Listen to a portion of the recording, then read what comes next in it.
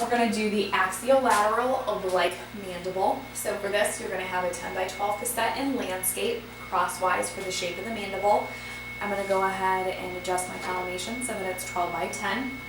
For this one, you could get a right or a left. So it would be a left axiolateral oblique mandible in which you would position your patient in a left lateral first. If you get a right axiolateral oblique, you would position your patient in a right lateral. So that you guys can see it better, I'm going to go ahead and do a left axiolateral oblique mandible for Libby. So I'm going to have her oblique her body toward the IR, and then get her in a nice lateral. So that's going to be your IPL perpendicular, your MSP parallel, and then your IOML perpendicular to the front edge of the IR.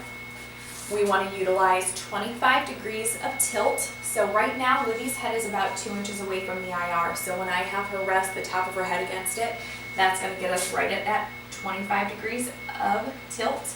And then for Sims, I want you guys to do a general survey of the mandible. So remember, your degree of rotation is always dependent on what structure you want to best visualize. For this, I want you guys to do the general survey, which is that 10 to 15 degrees rotation towards the IR. So ever so slightly, I'm going to turn Libby's nose toward the IR. Your central ray is going to be exiting over that downside gonion, which will be approximately an inch below the upside gonion. So gonion, an inch, and then when I come over here and palpate that downside, I'm centering right over it. I can have her come forward a little bit. Line up your bucky.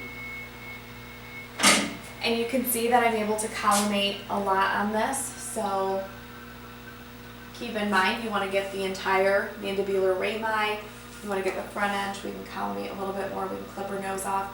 And then as far as your collimation up and down, keep in mind that you want to be able to get that TMJ, which is kind of just anterior to your EAM. So I am going to have light covering the EAM.